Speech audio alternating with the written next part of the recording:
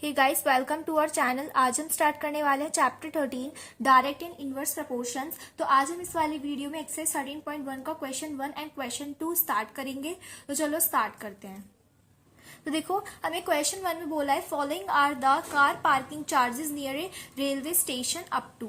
ठीक है, तो यहाँ पर एक रेलवे स्टेशन के पास पार्किंग एरिया है, ठीक है, जहाँ पे आप अपनी कार पार्क कर सकते हो। तो आपको यहाँ पे कुछ कंडीशन दे रखी है, लाइक अगर आप 4 आवर्स के लिए अपनी कार पार्क करते हो तो आपको ₹60 पे करना होगा। अगर आप 8 आवर्स के लिए कार को पार्क करते हो तो आपको ₹100 पे करना होगा। और अगर आप 12 आवर्स के लिए पार्क करते हो तो आपको 140 चार्ज पे करना पड़ेगा। और अगर आप 24 आवर्स के लिए अपनी कार को पार्क करते हो तो आपको उसके लिए ₹180 जो है पे करने पड़ेंगे। ठीक है, तो यानी कि आप यहाँ पे देख सकते हो, अगर मेरी जितना जितना टाइम बढ़ता जा रहा है उसी तरीके से मेरे चार्जेस भी इंक्रीज होते जा रहे हैं। तो अगर एक क्वांटिटी इंक्रीज होती है उसकी वजह से दूसरी क्वांटिटी भी इंक्रीज होती है। ठीक है, तो उसे हम कहते हैं डायरेक्ट प्रोपोर्शन का केस, जैसे कि मैंने आपको कॉन्सेप्ट वीडियो में बताया था। ठीक है, और डायरेक्ट प्रोपोर्शन का एक और ये होता है कि उसके जो रेशियोज हैं वो आपस में इक्वल होती हैं। ठीक है, तो आप उसे कह सकते हैं कि डायरेक्ट प्रोपोर्शन का केस है। लेकिन आप देखते हो कि यहाँ पर एक क्वांटिटी के इंक्रीज होने से दूसरी क्वांटिटी भी इंक्रीज हो रही है, तो एक और कंडीशन होती है। ठीक है, जिसके थ्रू आप लिख सकते हो रेशियोज के इक्वल। मैं आपको अभी क्वेश्चन में बताऊंगी। तो आपको देखो इस क्वेश्चन में निकालना क्या है। तो देखो आपको यहाँ पे निकालना है check if the parking charges are in direct proportion to the parking time, की जो पार्किंग चार्जेस है वो डायरेक्टली प्रोपोर्शन है मेरी पार्किंग टाइम से, यानी कि आपको बताना है डायरेक्टली प्रोपोर्शन है आपस में या फिर नहीं है। तो चलो इसको स्टार्ट करते हैं। तो देखो आप इस तरीके से लिख लो कि parking time in hours and parking charge in ₹। तो यहाँ पे आपको क्या गिवन है, अगर आप 4 आवर्स के लिए पार्किंग करते हो तो आपको उसके लिए ₹60 पे करने हैं। अगर आप 8 आवर्स के लिए पार्किंग करते हो तो उसके लिए आपको ₹100 पे करना है। अगर आप 12 आवर्स के लिए करते हो देन आपको 140 पे करना है। और अगर आप 24 आवर्स के लिए पार्क करते हो देन आपको 180 पे करना है। ठीक है, तो सॉल्व करूंगी। ठीक है, इसे अच्छे से सॉल्व कर लूंगी, जितना मैं काट सकती हूँ इसे काट लूंगी। और अगर मेरा इसके इक्वल आता है वो, तो यानी कि मेरे डायरेक्ट प्रोपोर्शन का केस है। तो देखो सबसे पहले हम 4/60 को सॉल्व करते हैं। तो इसे सॉल्व करके आएगा 1/50, 1/15। ठीक है, इसी तरीके से हम 8/100 को सॉल्व कर लेते हैं। 8/100 को सॉल्व करके आएगा 2/25। ओके, एंड 12/140 को सॉल्व करके आएगा 3/35। ठीक है, अब इसे भी हम सॉल्व कर लेंगे। एंड 24/180 को सॉल्व करके आएगा 2/15। ठीक है, तो डायरेक्ट प्रोपोर्शन ये कहता है कि जो इनके रेशियोज हैं वो आपस में इक्वल होंगे, तो वो डायरेक्ट प्रोपोर्शन का केस है। तो मैंने इस वाले क्वेश्चन में क्या किया, मैंने इनको अच्छे से सॉल्व कर लिया, तो मुझे इनके जो फाइनल रेशियो आएंगे वो मुझे पता चल गए। ठीक है, लेकिन मैं यहाँ पे एक और चीज देख सकती हूँ कि यहाँ पर जो मेरे रेशियोज हैं वो आपस में इक्वल नहीं आ रहे हैं। ना ये इसके इक्वल है, ना ये इसके इक्वल है, और ना ही ये इसके इक्वल है। ये आपस में इक्वल नहीं आ रहे, यानी कि ये जो है ये डायरेक्टली प्रोपोर्शन नहीं है। तो इनके रेशियो सेम नहीं है, तो आप इसे कह सकते हो hence parking charges are not in direct proportion to the parking time. ठीक है, तो चलो नेक्स्ट क्वेश्चन देखते हैं। नेक्स्ट क्वेश्चन बोला है mixture of paint is prepared by mixing 1 part of red pigment with 8 parts of base. ठीक है, अब यहाँ पे बोला है कि एक पेंट बनाया है। ठीक है, हमने रेड पिगमेंट को मिक्स करके और इसके बेस के कुछ पार्ट्स को मिक्स करके आपस में पेंट बनाया है। ठीक है, देखो आपको केस दे रखे हैं। आपने जो है यहाँ पर रेड पिगमेंट का कितना 1 पार्ट आपने मिक्स किया है पेंट बनाने के लिए, और बेस का कितना पार्ट आपने मिक्स किया है 8 पार्ट। अब बेस किस तरीके से, जैसे जब पेंट बनता है तो उसमें पानी में हम कलर्स ऐड करते हैं तो हम पेंट बनाते हैं। अपने यहाँ पे बोला है आपको बेस के पार्ट्स जो है यहाँ पे फाइंड आउट करने हैं। यहाँ पे बोला है अगर आपने रेड पिगमेंट के 4 पार्ट्स यूज करे हैं तो आपने बेस के कितने पार्ट्स यूज करे हैं। ठीक है, आपने कितने मिक्स करे हैं, और अगर आपने 7 पार्ट्स मिक्स करे हैं रेड पिगमेंट के तो आपने बेस के कितने पार्ट्स को मिक्स किया है। तो आपको यहाँ पे बेस के पार्ट्स निकालने। तो चलो स्टार्ट करते हैं। तो देखो मैंने यहाँ पे टेबल कॉपी कर ली है। अब देखो अब सबसे पहले हम देखते हैं। देखो अगर मैंने यहाँ पर जो है 1 पार्ट रेड पिगमेंट का यूज किया है तो इस हिसाब से मेरे को मैंने कितने पार्ट्स जो है वो बेस के यूज किए हैं, दैट इज 8।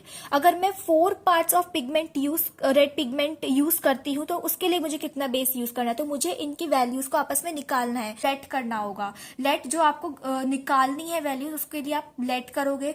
लाइक मैं इसे मान लेती हूँ, अगर मैं कहती हूँ मेरा x1 y1 है, तो मैं इसे कह सकती हूँ मेरा x2 और इसे मैं मान लेती हूँ y2 जो मुझे निकालना है। इसी तरीके से मैं इसको कह देती हूँ x3 और इसे कह देती हूँ y3। ठीक है, ये हो जाएगा मेरा x4, ये हो जाएगा मेरा y4, ये हो जाएगा मेरा x5, तो मैं इसे कह दूंगी y5। ठीक है, तो मैं लिखूंगी यहाँ पर let y1 y2 y3 y4 and y5 be the parts of base. ठीक है, मैंने y2 y3 y4 and y5 जो है वैल्यूज को एज्यूम कर लिया है। उसके बाद आप देखो, अब आप इसे देख सकते हो कि मेरा डायरेक्ट प्रोपोर्शन का केस है। जैसे जैसे मैं रेड पिगमेंट्स के पार्ट्स की वैल्यू इंक्रीज करूंगी, उसी तरीके से मुझे अपने बेस के जो पार्ट्स है उनकी भी वैल्यूज मुझे इंक्रीज करनी होंगी, इंक्रीज होंगी। ठीक है, इंक्रीज होंगी, तो यानी कि मैं कह सकती हूँ it is direct proportion, it is directly proportion.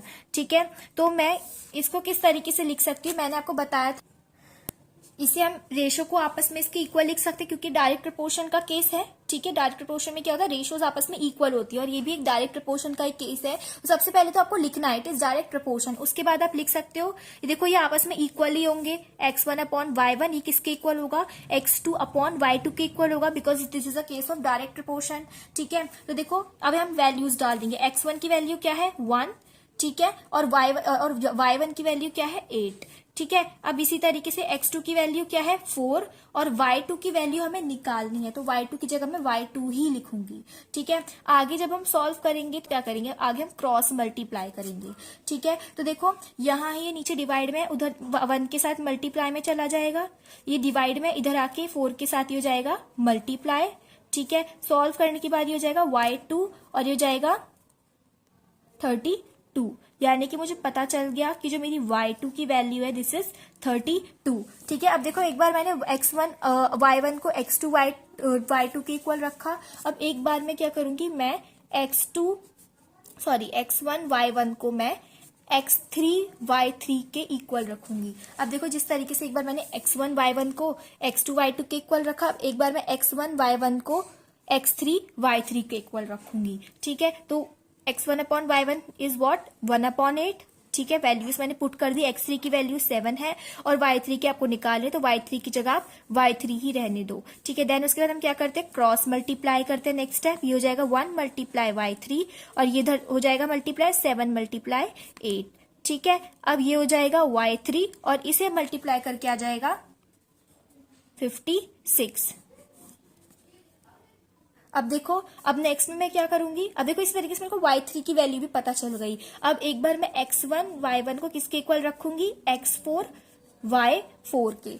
ठीक है, एक बार मैंने x1 को x2 y2 के इक्वल रखा, एक बार मैंने x1 y1 को x3 y3 के इक्वल रखा, अब मैं x1 y1 को x4 y4 के इक्वल रखूंगी। ठीक है, अब देखो वैल्यूज हम पुट कर देंगे, x1 की वैल्यू 1, y1 की वैल्यू 8, x4 की वैल्यू में गिवन है 12 और y4 हमें निकालना है, तो y4 की जगह y4 ही हम लिख देंगे।